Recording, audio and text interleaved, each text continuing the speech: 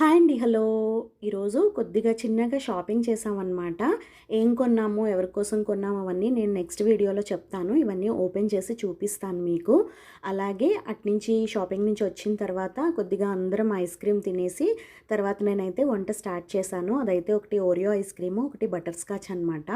ఇంకా ఇదైతే బెండకాయ పులుసు అండి. బెండకాయ, టమాటా, ఆనియన్ వేసి పులుసు అనమాట, తీపి పులుసు. ఇందులోకి నేను ఎప్పుడు రెగ్యులర్గా బెల్లం వేస్తూ ఉంటాను కదా తీపి కోసం, ఇందులో మిశ్రి వేసానన్నమాట. దేవుడికి నైవేద్యం పెడుతూ ఉంటాము, అవన్నీ కూడా కలెక్ట్ చేసి ఒక దగ్గర ఉంచుతాను. వాటిని మళ్ళీ ఇలాగ వంటల్లో వాడుతాను. ఇంకా ఇదైతే వంకాయ టమాటా కర్రీ అండి. నార్మల్ పోపు వేసేసి చేసిందే. కారం అలాగే గరం మసాలా వేశాను. ఇందులో నేను ఎవరెస్ట్ గరం మసాలా వేశానండి.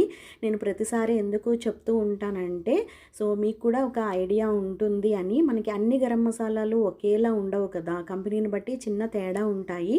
మనం ఇంట్లో తయారు చేసుకున్నది వేరేలా ఉంటుంది, కంపెనీని బట్టి చిన్న చిన్న డిఫరెన్స్ అయితే ఉంటుంది టేస్ట్లో.